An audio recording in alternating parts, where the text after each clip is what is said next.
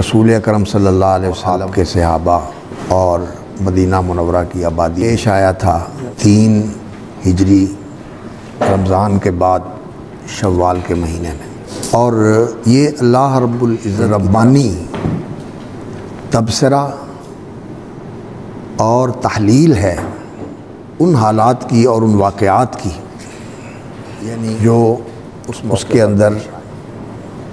جو محرکات تھے، جو نفوس کے اندر احساسات اور مشاعر تھے، اور جو ان حالات کے اندر پھر ان کے اوپر ایسی واردات طاری ہوئیں، ان ساری کے متعلق اس سلسلہ کلام کے اندر قرآن مجید یہ کتاب ہے ہدایت کی اور تزکیہ کی۔ قرآن ایک تو ہدایت ہے، ہدا اور بیان، اور دوسرا یہ کتاب ہے تزکیہ کے لیے، یتلو علیکم آیاتنا ویزکیکم۔ تو اس کے ساتھ تزکیہ ہوتا ہے۔ تزکیہ کیا ہوتا ہے؟ تزکیہ یہ ہوتا ہے کہ انسان کے اندر جو صفات اور قوتیں اللہ رب العزت نے ایسی رکھی ہوئی ہیں جو خیر اور بھلائی والی ہیں، ان کو بڑھانا۔ زکوٰۃ کا معنی نما بھی ہوتا ہے، تنمیہ، تزکیہ، تقویہ، ان صفات کو بڑھانا، اور جو ایسے اللہ رب العزت نے قوتیں اس کے اندر رکھی ہوئی ہیں جو کمزوری والی ہیں، جو انسان کو پستی کی طرف لے کے جانے والی ہیں، جو انسان کے لیے نقصان دہ ہیں، رکھی ہوئی ہیں اللہ رب العزت نے امتحان کے لیے، لیکن ان کو کنٹرول کرنا، ان کی اصلاح کرنا اور ان پر قابو پانا، اور انہیں اس سطح پر لے آنا کہ وہ دب جائیں قوتیں اور وہ عوامل، اور انسان کے اندر جو خیر کی قوت ہے یہ غالب آ جائے۔ تو تزکیہ کے اندر ایک چیز یہ بھی ہوتی ہے صفائی کرنا، اور کسی چیز کو جو ہے وہ ایسی جو چیزیں ہیں اس کے اندر ملی ہوئی جو اس کو خراب کرنے والی ہیں یا اس کے اثر کو تطہیر کا بگاڑنے والی ہیں یا اس کو کمزور کرنے والی ہیں۔ تزکیہ کے اندر ایک نمو کا مفہوم پایا جاتا ہے، تنمیہ، اور دوسرا تطہیر کا مفہوم پایا جاتا ہے کہ پاک کر دینا۔ تو قرآن جو ہے یہ تزکیے کی کتاب ہے، قرآن تزکیے کی کتاب ہے۔ تو اس موقع پر جو صورتحال تھی، اس میں اللہ رب العزت نے رسول اکرم صلی اللہ علیہ وسلم کی جماعت کا تزکیہ فرمایا ہے۔ تو اس تزکیہ کے اندر اللہ رب العزت نے ان چیزوں کے اوپر ترکیز فرمائی ہے اور ان کو نمایاں کیا ہے جو انسان کے اندر خیر کے جو دوائی ہیں اور جو خیر کی خصلتیں ہیں، ان کو بڑھائے اور مضبوط کرے اور ان کو زیادہ فعال بنائے، اور جو کمزوری والے پہلو ہیں ان کی اصلاح کی جائے اور ان کو کنٹرول کرنے کی انسان کو تلقین کی جائے کہ ان کے اوپر انسان قابو رکھے اور ان کو منہ زور نہ ہونے دے، اور انہیں ایسا بے لگام نہ ہونے دے کہ یہ انسان کے اوپر غالب آ جائے۔ یہ غالب آنے والی چیزیں جو ہیں یہ اس صورت کے اندر اللہ رب العزت نے شروع میں بیان فرما دی۔ آپ جانتے ہیں کہ یہ صورت جو ہے یہ ایک تو راسخین فی العلم کا ذکر فرمایا اور ان کے یقین اور اعتقاد کی پختگی کا ذکر فرمایا۔ رسوخ فی العلم کے ساتھ انسان کو یقین حاصل ہوتا ہے اور پختہ اعتقاد حاصل ہوتا ہے عقیدے کے اندر، اور جو انسان کے مسلمات ہیں ان کے اوپر انسان کا یقین پختہ ہو جاتا ہے۔ اور جو اس یقین کو اور اعتقاد کو کمزور کرنے والی چیزیں ہیں وہ 2 ہیں، ایک شبہات، شہوات، اور کبھی اللہ نے ذکر فرمایا اور شبہات کا بھی اللہ رب العزت نے ذکر فرمایا۔ تو شبہات جو ہیں وہ انسان کے ذہن میں بھی کوئی چیز آ جاتی ہے اور ان لوگوں کی طرف سے بھی آ جاتی ہے جو شیطان کے ایجنٹ ہیں، وَإِنَّ الشَّيَاطِينَ لَيُوحُونَ إِلَىٰ أَوْلِيَائِهِمْ، اور شیطان بھی انسان کے دل میں وسوسے ڈالتا ہے، تو شیطان کی طرف سے بھی وساوس ہوتے ہیں، شیطان کے جو اولیاء ہیں ان کی طرف سے بھی الذی یوسوس فی صدور الناس من الجنۃ والناس، یہ وسوسے انسان کے دل میں آتے ہیں، اور انسان کے اپنے ذہن میں بھی بعض دفعہ ایسی چیزیں جو ہے نا وہ خلجان پیدا ہوتا ہے، کوئی ایسی چیز آ جاتی ہے جس سے انسان کا عقیدہ جو ہے نا اس کے اندر خلجان سا پیدا ہو جاتا ہے اور انسان ڈگمگا جاتا ہے، تو شبہات بھی انسان کو پیش آتے ہیں۔ ان کا علاج بھی قرآن کے اندر ہے، شبہات کا علاج بھی قرآن ہے۔ قرآن محکم کتاب ہے اور حکیم ہے، قرآن الکتاب الحکیم ہے، اس کے اندر حکمت ہے، اور یہ محکم بھی ہے اور یہ احکام دینے والا بھی ہے، یعنی انسان کو پختگی عطا کرنے والی کتاب ہے، اور انسان کو پھسلاتی ہے اور انسان کو ڈاواڈول کرتی ہے، وہ شہوات ہیں، وہ شہوات ہیں۔ تو اللہ رب العزت نے اس کا بھی ذکر فرمایا، زُيِّنَ لِلنَّاسِ حُبُّ الشَّهَوَاتِ مِنَ النِّسَاءِ وَالْبَنِينَ وَالْقَنَاطِيرِ الْمُقَنطَرَةِ مِنَ الذَّهَبِ وَالْفِضَّةِ وَالْخَيْلِ الْمُسَوَّمَةِ وَالْأَنْعَامِ وَالْحَرْثِ ذَلِكَ مَتَاعُ الْحَيَاةِ الدُّنْيَا وَاللَّهُ عِندَهُ حُسْنُ الْمَآبِ۔ پوری دنیا کے اندر جو جو چیزیں انسان کو اپنی طرف کھینچتی ہیں اور انسان کا دل لباتی ہیں، اللہ تعالیٰ نے اس آیت میں ساری جمع کر دی۔ زُيِّنَ لِلنَّاسِ حُبُّ الشَّهَوَاتِ مِنَ النِّسَاءِ وَالْبَنِينَ والقناطير المقنطرة من الذهب والفضة والخيل المسومة والأنعام والحرث ذلك متاع الحياة الدنيا والله عنده حسن المآب۔ یہ چیزیں جب انسان کو حاصل ہو جاتی ہیں نا، تو پھر اس کے بعد انسان جو ہے وہ اقتدار چاہتا ہے، سلطنت چاہتا ہے۔ یہ چیزیں انسان جمع کر لیتا ہے، پھر وہ چاہتا ہے کہ مجھے قدرت اور سلطنت حاصل ہو جائے، اور وہ اقتدار اور سلطنت جو ہے پھر اس کے ساتھ میں لوگوں کے اوپر اپنی برتری جو ہے نا وہ ظاہر کروں۔ وہ اس کے بعد پھر یہ چیز آ جاتی ہے،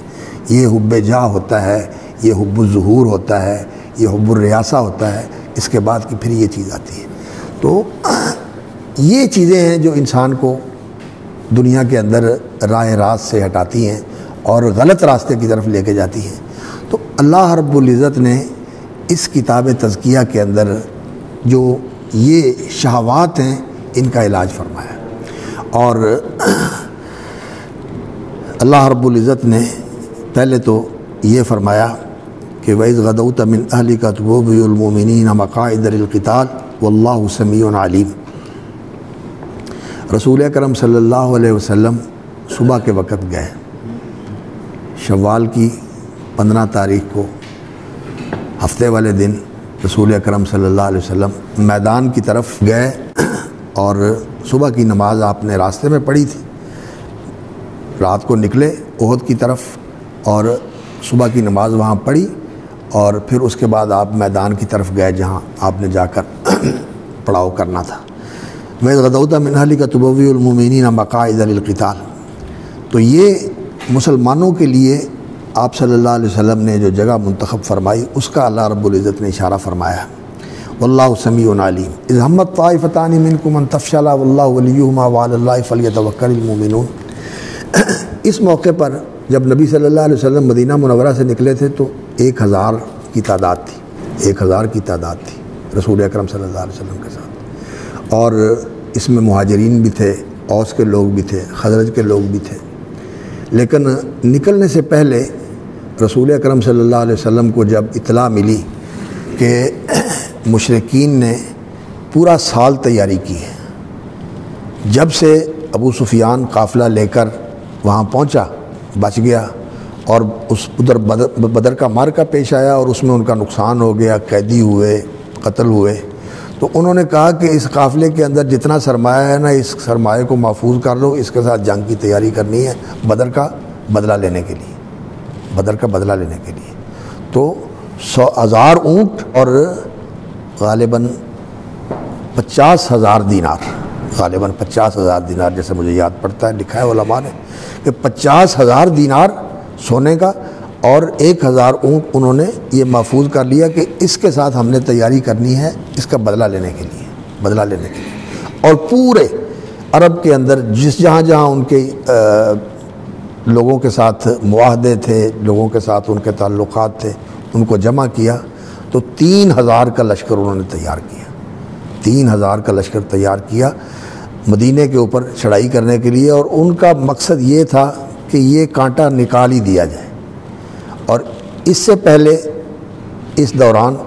ایک اور بھی واقعہ پیش آیا تھا، اور وہ کیا کہ انہوں نے یہ مدینے والا راستہ چھوڑ دیا تھا، مکے سے مدینے سے ہوتے ہوئے جو شام جانے والا راستہ تھا نا، یہ چھوڑ دیا تھا چونکہ یہ ان کے لیے پرخطر ہو گیا تھا۔ تو انہوں نے پھر ایک دفعہ جو ان کا وہ گرمیوں میں وہ جاتے تھے مال لے کر ادھر شام کے علاقے میں، لبنان اور شام، دمشق اور اس علاقے میں جاتے تھے تجارت کے لیے، تو یہ جو ان کا سفر تھا انہوں نے لمبے راستے سے کیا، نجد کے راستے سے یہ سفر کیا، نجد کے راستے سے یہ سفر کیا، اور اس کے لیے صفوان ابن امیہ نے اور ابو سفیان نے ایک ماہر جو رہنما تھا اس کی خدمات لی، اور اس کو کہا کہ تو ہمارے قافلے کو لے کے جا اور پھر اس کو واپس لے کے آنا ہے۔ اور اس کے بارے میں جب نبی صلی اللہ علیہ وسلم کو پتہ چلا کہ وہ قافلہ اس طرح گیا ہے، تو آپ صلی اللہ علیہ وسلم نے اس قافلے کے اوپر بھی پھر اپنے لوگوں کو بھیجا، اور وہ اس قافلے کے ساتھ جو لوگ تھے ان کا سامان بھی اور ان کے کچھ لوگوں کو بھی پکڑ کے لے آئے۔ تو یہ بھی ایک واقعہ پیش آیا اس دوران جنگ بدر کے بعد، اس لیے وہ بڑے بہت زیادہ غصے اور بہت زیادہ غضب اور انتقام کی آگ میں جل رہے تھے کہ یہ کام جو ہے نا ہم نے ختم کر دینا ہے۔ تو بڑی بھرپور تیاری انہوں نے کی تھی، 300 ان کے پاس گھوڑ سوار تھے، 700 آدمی زرہ پوش تھا، اور 3000 کا لشکر تھا، اور 3000 اونٹ، ہر آدمی کے پاس سواری تھی، ہر آدمی کے پاس سواری تھی، بڑی پوری تیاری کر کے آئے تھے۔ اور انہوں نے آ کر مدینہ کے پاس جو ہے نا پڑاؤ ڈال لیا۔ جب حضرت عباس رضی اللہ تعالیٰ عنہ نے اپنے اسلام کا بھی اظہار نہیں کیا تھا، لیکن ان کی وفاداریاں اور ان کی محبت اور ان کا اخلاص رسول اکرم صلی اللہ علیہ وسلم کے ساتھ تھا، خون تھا اور دل میں خیر تھی، تو وہ نبی صلی اللہ علیہ وسلم کو مکے کی خبریں بھیجتے رہتے تھے۔ تو انہوں نے نبی صلی اللہ علیہ وسلم کو خط بھیجا کہ انہوں نے ایسے ایسے تیاری کی ہے اور وہ مدینہ کی طرف پیش قدمی کر کے مدینہ پر چڑھائی کرنے والے ہیں۔ تو یہ خط جب نبی صلی اللہ علیہ وسلم تک پہنچا تو حضرت ابی ابن کعب کو غالباً نبی صلی اللہ علیہ وسلم نے فرمایا پڑھ کے بتاؤ یہ کیا لکھا ہو اس میں۔ انہوں نے بتایا، آپ نے فرمایا خاموش رہو اور کسی کو بتانا نہیں۔ لیکن پھر وہ پہنچ کے جب قریب آ گئے، البتہ رسول اکرم صلی اللہ علیہ وسلم نے مسلمانوں کو اس وقت اس بات کے لیے خبردار کر دیا کہ حملہ ہونے والا ہے اور آپ لوگ محتاط ہو جائیں اور مدینے کے پہرا دیں۔ صحابہ کرام نے مدینے کا پہرا دینا شروع کر دیا، اور نبی صلی اللہ علیہ وسلم بھی پہرا دیتے تھے۔ اور اسی وقت ہی نبی صلی اللہ علیہ وسلم وہ ایک صحابی کا گھوڑا لے کر گئے اور بہت چکر لگا کے، رضی اللہ تعالیٰ عنہ کا گھوڑا تھا، فرمایا انا وجدناہ لبحر، تو آپ صلی اللہ علیہ وسلم خود چکر لگا کے آئے، تو محتاط کر دیا صحابہ کو، اور صحابہ نبی صلی اللہ علیہ وسلم کی حراست پر بھی پوری طرح چوکس ہو گئے کہ آپ صلی اللہ علیہ وسلم کی حفاظت کرنی، تو نبی صلی اللہ علیہ وسلم کے گھر کا خاص طور پر پہرا دینے لگے۔ تو آپ صلی اللہ علیہ وسلم کو پتہ چل گیا کہ وہ آ گئے ہیں، اور وہ آئے تو انہوں نے آ کر مدینہ منورہ میں جو آس پاس میں مسلمانوں کی کھیتیاں تھیں اور ان کے کچھ باغات تھے، وہاں اپنے جانور چھوڑ دیے۔ نبی صلی اللہ علیہ وسلم نے بھیجا ایک آدمی کو کہ جا کے خبر لے کے آئے، تو اس نے آ کر بتایا کہ انہوں نے اپنے جانور چھوڑ دیے ہیں اور ساری کھیت کا صفایا کر دیا، چٹ کر دیا اس کو۔ تو خیر انہوں نے کاروائیاں شروع کر دی اپنی۔ تو رسول اکرم صلی اللہ علیہ وسلم کو جب پتہ چلا کہ وہ آ گئے ہیں تو آپ صلی اللہ علیہ وسلم نے مشورہ فرمایا صحابہ کے ساتھ، ان سے کہا کہ اب وہ آ گئے ہیں تو ہمیں کیا کرنا چاہیے۔ تو رسول اکرم صلی اللہ علیہ وسلم نے جو رائے دی وہ یہ تھی کہ ہمیں مدینہ میں رہنا چاہیے، اور وہ باہر سے آئے ہیں، ہم مدینہ میں رہ کر اپنے آپ کو محفوظ کر لیتے ہیں، اور وہ باہر سے آئے ہیں، ظاہر ہے کہ وہ یہاں رہیں گے، ہم اپنے گھر میں ہیں اور وہ باہر سے آئے ہیں، تو ان کو جو ہے نا یہاں قیام کرنا ظاہر ہے کہ یہ مشکل ہو جاتا ہے دیر تک قیام کرنا، اور اگر انہوں نے مدینہ کے اوپر حملہ کر دیا تو ہم مدینہ کے اندر رہ کر جو ہے نا ان کا مقابلہ کریں گے، خواتین بھی جو ہے نا وہ شریک ہو جائیں گی، وہ پتھر برسائیں گی اور ہم جو ہے ان کو گلیوں میں جو ہے نا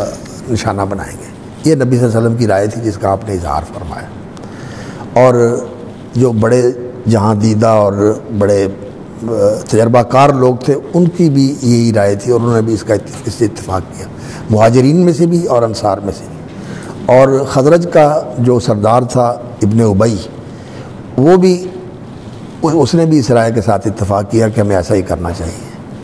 ہمیں ایسا ہی کرنا چاہیے۔ اور اس نے اس موقع پر یہ بھی کہا کہ اگر ہماری تاریخ یہ ہے کہ ہم نے باہر جا کر کسی سے لڑائی لڑی ہے نا تو ہمارا نقصان ہوا ہے، اور ہم نے مدینے میں رہ کے اگر کسی کے ساتھ جنگ کی ہے نا تو ہم نے اپنے آپ کو محفوظ رکھا ہے اور ہمارا نقصان نہیں ہوا، ہم نے اپنا پورا دفاع کیا ہے۔ تو تاریخ سے بھی اس نے جو ہے نا اس کا حوالہ دے کر کہا کہ یہ رائے صحیح ہے۔ لیکن رسول اکرم صلی اللہ علیہ وسلم کے صحابہ میں جو لوگ بدر میں شریک نہیں ہو سکے تھے، اور بدر میں اللہ رب العزت نے مسلمانوں کی مدد فرما کے جو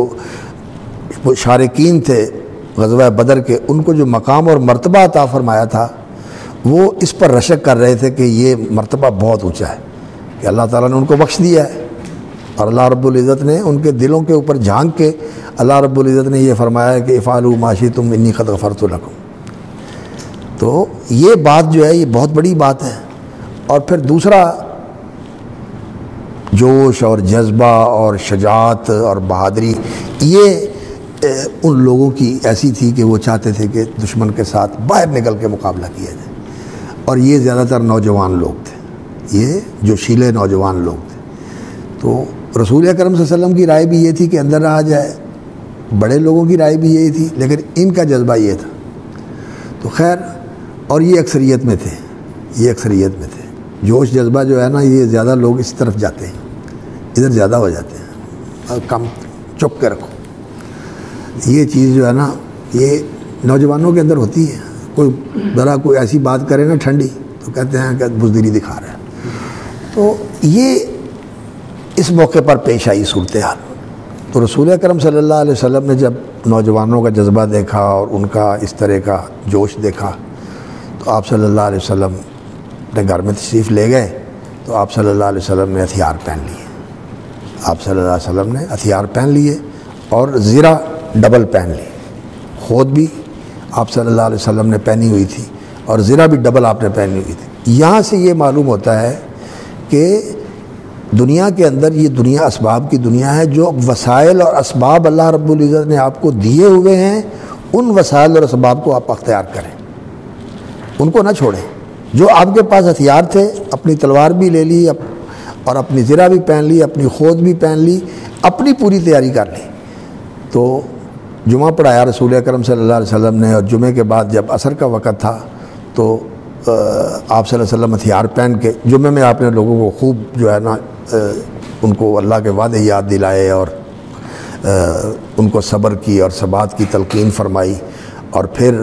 اس کے بعد صحابہ کے ساتھ مشاورت ہوتی رہی، اور عصر کے بعد نبی صلی اللہ علیہ وسلم ہتھیار پہن کے جب باہر نکلے نا تو حضرت سعد ابن معاذ اور اس طرح اور جو بڑے کبار صحابہ تھے، انہوں نے نوجوانوں کو کہا کہ تم لوگوں نے اللہ کے رسول صلی اللہ علیہ وسلم کو مجبور کیا ہے اور ان کی بات نہیں مانی، اور یہ بات اچھی نہیں ہے۔ انہیں بھی پھر اپنی بات پر شرمساری ہوئی کہ ہم نے نبی صلی اللہ علیہ وسلم کی بات کا لحاظ نہیں کیا اور اپنی رائے پیش کی ہے، تو یہ کوئی اچھی بات نہیں۔ تو وہ شرمندہ ہوئے اور کہنے لگے کہ یا رسول اللہ ہم اپنی رائے واپس لیتے ہیں اور آپ جو کہتے ہیں ویسے ہی کریں گے۔ تو اللہ کے رسول نے فرمایا کہ اب جب پیغمبر نے ہتھیار پہن لیے ہیں تو اب پھر جو ہے نا وہ جب تک اللہ فیصلہ نہیں کرتا وہ واپس نہیں آئے گا، اب میدان میں ہی جانا ہے، میدان میں جانا ہے۔ تو یہاں ایک بڑا سبق ہے۔ بڑا سبق کیا ہے؟ ایک یہ کہ انسان کو دانشمندی کے ساتھ، حکمت کے ساتھ جو ایسا راستہ ہو سلامتی والا، عافیت والا، وہ راستہ اختیار کر لینا چاہیے۔ تو لیکن رسول اکرم صلی اللہ علیہ وسلم نے جب یہ فیصلہ کر لیا تو اس میں اللہ رب العزت کی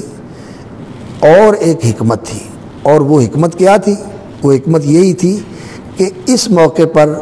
جو مسلمانوں کی جماعت ہے اس کی تربیت ہو جائے اور اس کا تزکیہ ہو جائے، اور یہ جماعت پھر ایسی جماعت بن جائے کہ بدر کے اندر اللہ رب العزت نے ان کو نصرت عطا فرمائی تھی، اور اس موقع پر ان کی قربانیوں کے ساتھ ان کا مقام اور مرتبہ بھی بلند ہو جائے، اور ان کے اندر جو اس طرح کی کمزوریاں ہیں ان کی اصلاح بھی ہو جائے۔ اس لیے کہ اس جماعت کو ایک ایسی جماعت بنانا ہے جو آنے والی پوری دنیا کے مسلمانوں کے لیے ماڈل ہے، نمونہ ہے۔ یہ الجماعت النموذجیہ، یہ انموذج، یہ نمونے کی جماعت ہے، ماڈل کی جماعت ہے، اور یہ تو ایسی مثالی جماعت ہے کہ لوگوں نے اس کی پیروی کرنی ہے۔ تو ان کی زندگی کے اندر اس طرح کے حالات اور اس طرح کے مراحل لا کر اللہ رب العزت ان کی تربیت فرمانا چاہتے تھے۔ تو اللہ رب العزت کی قضاء و قدر کا یہ فیصلہ تھا۔ تو پھر یہ رسول اکرم صلی اللہ علیہ وسلم جب گئے تو یہ ابن ابی جو تھا وہ ساتھ تھا، لیکن فجر کا وقت ہوا، اذان ہوئی، تو اس نے جو ہے نا اپنے ساتھ کے لوگوں کو، جن کا اس کے ساتھ زیادہ تعلق تھا، انہیں کہا کہ ہماری بات تو مانی نہیں گئی، اور انہوں نے جو ہے نا ان نوجوانوں کی بات مانی ہے۔ تو وہ کہنے لگا کہ میں تو واپس جا رہا ہوں، اور اس کے ساتھ ہی بھی 300 لوگ جو تھے وہ اس کے ساتھ واپس آ گئے، باقی 700 رہ گئے۔ اور ان میں سے بھی بنو سلمہ اور ایک اور قبیلہ تھا، تو وہ بھی گھبرائے کہ اب تو صورتحال یہ ہو گئی ہے کہ 300 آدمی چلا گیا اور وہاں 3000 آدمی ہے، اور ہماری تعداد بھی ان سے کم ہے، اور یہاں سے 300 آدمی اور بھی کم ہو گیا ہے۔ تو انہوں نے بھی یہ ارادہ کر لیا کہ ہم بھی واپس چلے جائیں، لیکن اللہ رب العزت نے ان کو توفیق عطا فرمائی۔ اذ ہمت طائفتان منکم ان تفشلا واللہ ولیہما وعلی اللہ فلیتوکل المؤمنون۔ تو یہ دو جماعتیں تھیں، بنو سلمہ اور ایک ان کے ساتھ اور قبیلہ تھا۔ تو ان کا ارادہ یہ بن گیا تھا کہ ہم بھی واپس چلے جائیں، لیکن اللہ رب العزت نے پھر ان کو ثبات عطا فرمایا اور استقامت عطا فرمائی، وہ باقی رہے۔ تو نبی صلی اللہ علیہ وسلم کے ساتھ 700 آدمی تھا، اور اللہ رب العزت نے وہ جو یہ قبیلے والے تھے، کہتے ہیں کہ اللہ رب العزت نے ہماری کمزوری کا اور ہماری اس وقت کی حالت کا ذکر تو فرمایا، اذ ہمت طائفتان منکم ان تفشلا، لیکن یہ ہمارے لیے اعزاز ہے کہ اللہ رب العزت نے ہمیں یہ سند دی ہے واللہ ولیہما، اللہ ولیہما، یہ جو اعزاز ملا ہے ہمیں یہ ہمارے لیے بہت بڑا شرف ہے۔ وعلی اللہ فلیتوکل المؤمنون وَلَقَدْ نَصَرَكُمُ اللَّهُ بِبَدْرٍ وَأَنْتُمْ أَذِلَّةٌ فَاتَّقُوا اللَّهَ لَعَلَّكُمْ تَشْكُرُونَ۔ اور اللہ رب العزت نے یہاں مسلمانوں کو یاد دلایا کہ تعداد میں تھوڑے ہونے کے باوجود اور تیاری کے اندر کمزور ہونے کے باوجود اللہ رب العزت نے تمہاری بدر میں مدد فرمائی تھی،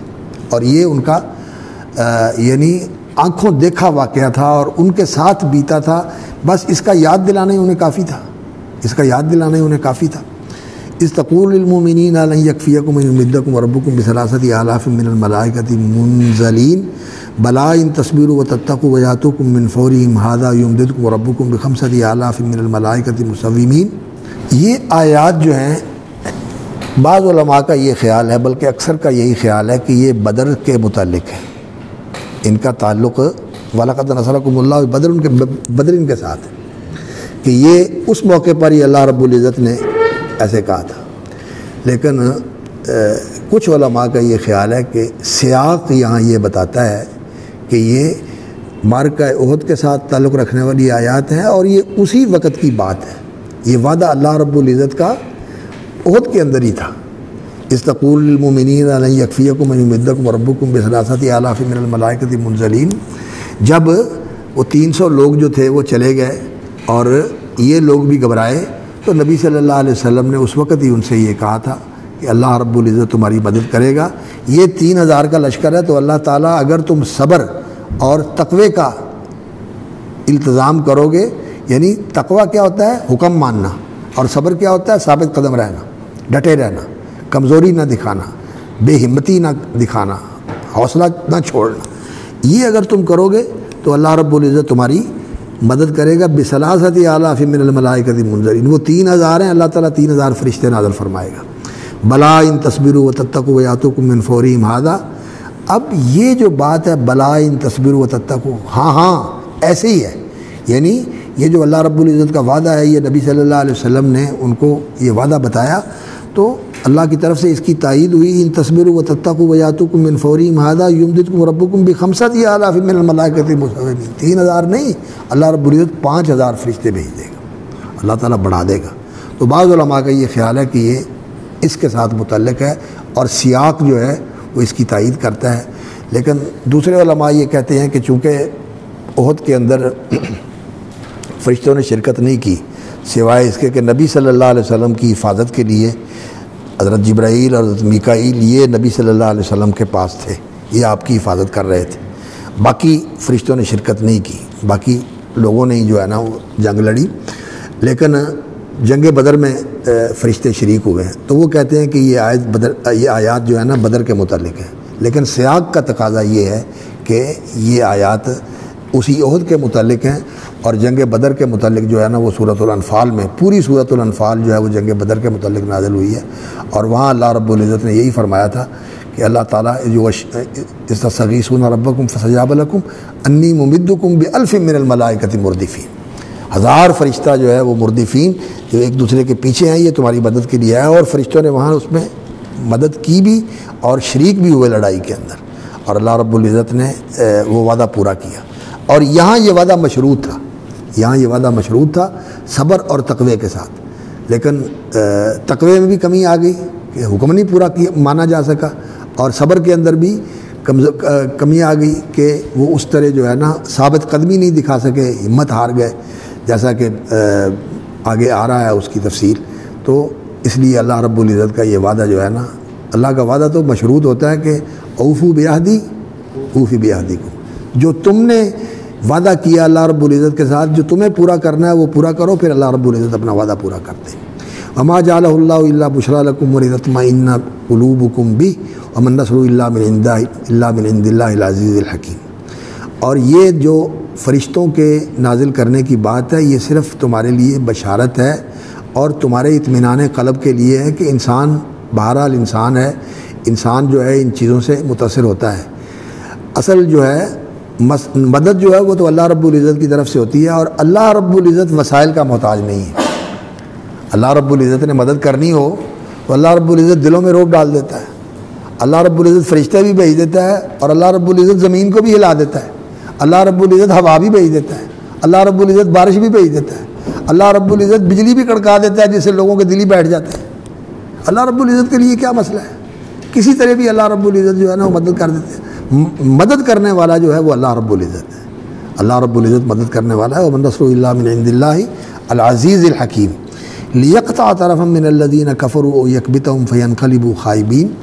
اور اللہ رب العزت یہ چاہتے ہیں، لیقطع، یہ تاکہ اللہ رب العزت ان کافروں کی ایک جماعت کو کاٹ دے، او یکبتہم، یا اللہ رب العزت ان کو توڑ دے اور ان کو ذلیل کر دے۔ کبتا یکبتو کا معنی ہوتا ہے کسی چیز کو ذلیل کر دینا اور اسے ناکام کر دینا، اور اس کو اس طرح بنا دینا کہ وہ پامال ہو جائے، دب جائے، پامال ہو جائے۔ او یکبتہم، یا اللہ ان کو ذلیل و خوار کر دے، فینقلبوا خائبین، وہ ناکام و نامراد لوٹے۔ یا تو اللہ تعالیٰ انہیں کاٹ کے رکھ دے، ختم کر دے، تہس نہس کر دے، یا انہیں ذلیل و خوار کر کے ناکام و نامراد فرما دے۔ لیس لک من الامر شیء او یتوب علیہم او یعذبہم فانہم ظالمون۔ اب اسی معرکہ احد کے اندر رسول اکرم صلی اللہ علیہ وسلم کے ساتھ جو صورتحال پیش آئی کہ آپ صلی اللہ علیہ وسلم کے اوپر پتھر برسائے گئے، آپ صلی اللہ علیہ وسلم کو زخمی کیا گیا، آپ صلی اللہ علیہ وسلم کا دانت ٹوٹ گیا، آپ صلی اللہ علیہ وسلم کا رخسار زخمی ہو گیا، اور یہاں بھی سر میں بھی نبی صلی اللہ علیہ وسلم کے خود کے ساتھ زخم آئے۔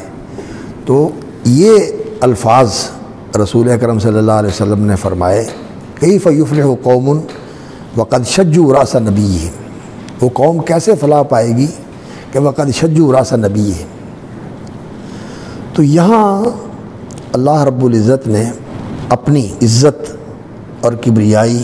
اور جلال اور عظمت کا اظہار فرمایا ہے کہ لیس لک من الامر شیء، یعنی یہ ایسا مقام ہے کہ انسان پگھل جاتا ہے۔ اللہ کے رسول صلی اللہ علیہ وسلم اور اللہ کی ان کے ساتھ محبت اور ان کی اللہ کے ساتھ وفا اور ان کا اخلاص، اس سے بڑھ کر کوئی انسان سوچ بھی نہیں سکتا، اور آپ صلی اللہ علیہ وسلم نے تو وہ پیش کر دیا سب کچھ، لیکن اللہ بے نیاز ہے، اللہ بڑا بے نیاز، غنی العالمین، اور وہ مطلق بے نیاز ہے، الصمد، بے پرواہ ہے اللہ رب العزت۔ تو ایسے موقع پر اللہ رب العزت نے دنیا کو یہ بتا دیا کہ اللہ کے راستے میں اللہ کے نبیوں پر اس طرح کے جو مواقع آتے ہیں، یہ اللہ رب العزت کے جو حالات ہوتے ہیں، اللہ رب العزت کی طرف سے جو صورتحال پیش آ جاتی ہے، اس کو وہ صبر و رضا کے ساتھ قبول کرتے ہیں، اور کسی کا کوئی اختیار نہیں ہے اللہ رب العزت کے سامنے، سارے اللہ رب العزت کے سامنے صرف گندہ ہیں، اور اللہ رب العزت کے احکام کے سامنے سب کو اپنے آپ کو ڈال دینا پڑتا ہے، اپنے آپ کو اللہ کے سامنے بالکل عاجز بنا کے پیش کرنا ہوتا ہے۔ لیس لک من الامر شیء، اللہ اکبر۔ او یتوب علیہم او یعذبہم فانہم ظالمون، آپ کے اختیار میں کچھ نہیں ہے، اختیار سارا اللہ رب العزت کے ہاتھ۔ وَرَبُّكَ يَخْلُقُ مَا يَشَاءُ وَيَخْتَارُ مَا كَانَ لَهُمُ الْخِيَرَةُ، ان کا بھی کوئی اختیار نہیں ہے، اور نبی اکرم صلی اللہ علیہ وسلم کے بھی ہاتھ میں اختیار نہیں ہے، اختیار سارا اللہ رب العزت کے ہاتھ میں ہے۔ اللہ رب العزت کا حکم رسول اکرم صلی اللہ علیہ وسلم کے اوپر بھی اسی طرح جاری ہوتا ہے جیسے اللہ رب العزت حکم فرماتے ہیں، آپ صلی اللہ علیہ وسلم کے اوپر وہ حکم پوری طرح جاری ہوتا ہے۔ تو لیس لک من الامر شیء او یتوب علیہم او یعذبہم، اللہ رب العزت او یتوب علیہم، ان کی توبہ قبول کر لے، او یعذبہم، یا ان کو عذاب دے دے، فانہم ظالمون، یہ سارا اختیار اللہ رب العزت کے ہاتھ میں ہے۔ اور پھر دیکھیں کہ اس جنگ میں ابو سفیان، صفوان ابن امیہ اور عمر بن عاص، خالد بن ولید، یہ لوگ اس جنگ میں آئے تھے، اور رسول اکرم صلی اللہ علیہ وسلم کو بھی زخم آئے اور آپ کے ساتھی بھی شہید ہوئے، لیکن اللہ تعالیٰ کا فیصلہ یہ تھا کہ اللہ نے ان کو اسلام کی توفیق عطا فرمانی، یتوب علیہ، اللہ نے ان کی توبہ قبول فرمائی۔ عمر بن عاص مسلمان ہو گئے، ابو سفیان بھی مسلمان ہو گئے، خالد بن ولید بھی سیف من سیوف اللہ بن گئے۔ تو اللہ رب العزت کے اختیار میں ہے۔ تو اس لیے داعی جو ہوتا ہے اس کو جو اللہ رب العزت کا حکم ہے اور جو اللہ رب العزت کا پیغام ہے اسے پہنچانا ہوتا ہے، اور باقی لوگوں کا جو رویہ ہے اس کے اوپر اسے صبر ہی کرنا ہوتا ہے اور استقامت ہی دکھانی ہوتی ہے، اور اس کے دل میں یہ بات آ جائے کہ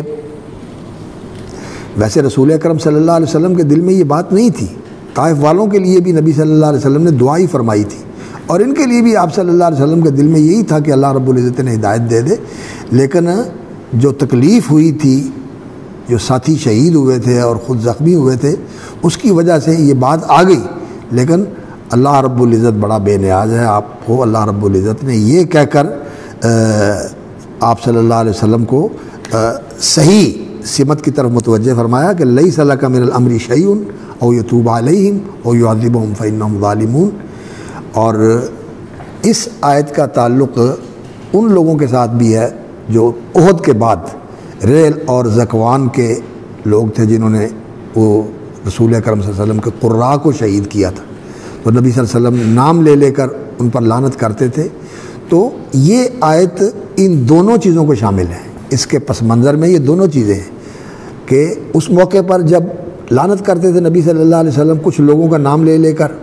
اس کا بھی اس میں محرک ہے، اور اس موقع پر جو نبی صلی اللہ علیہ وسلم نے یہ بات کہی تھی کہ فیفلح قوم وشجوا راس نبیہم، اور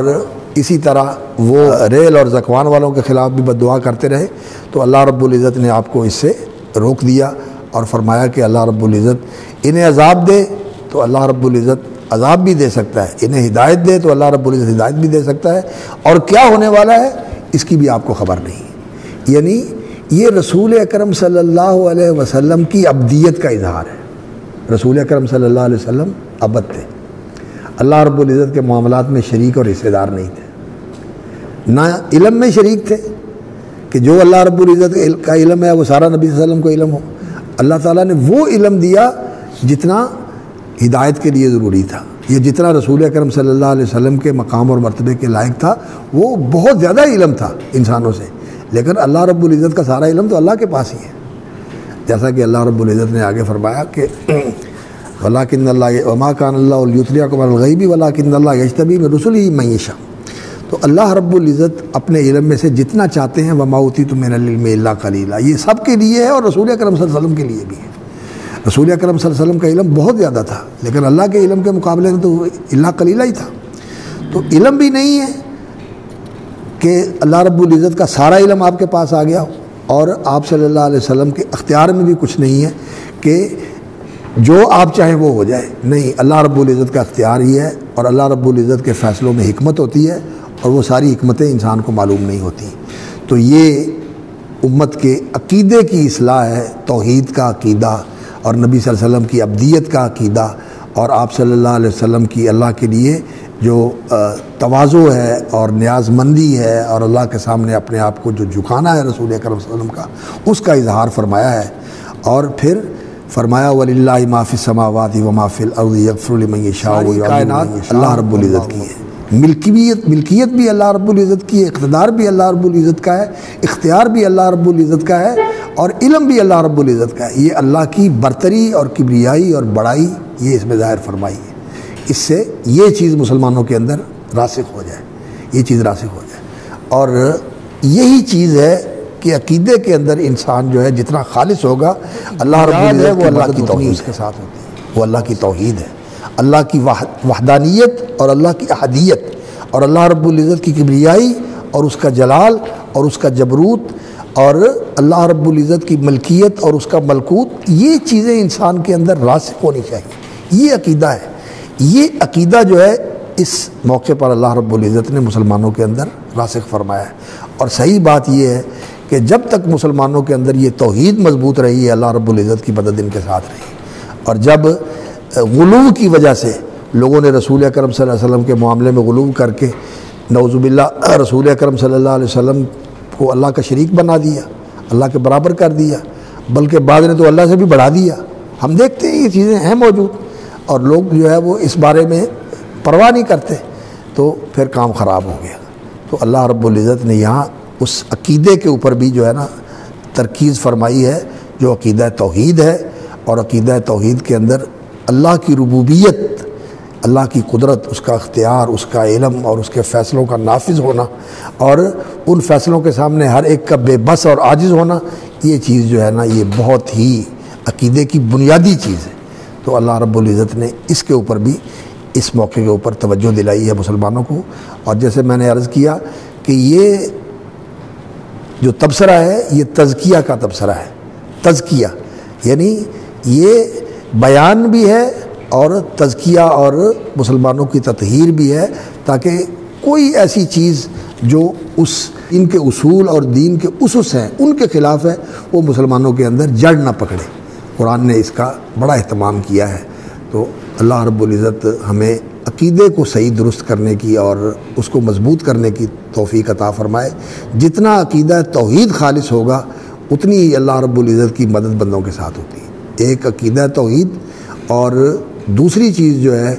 वो जज्बा अल्लाह के लिए क़ुरबानी का,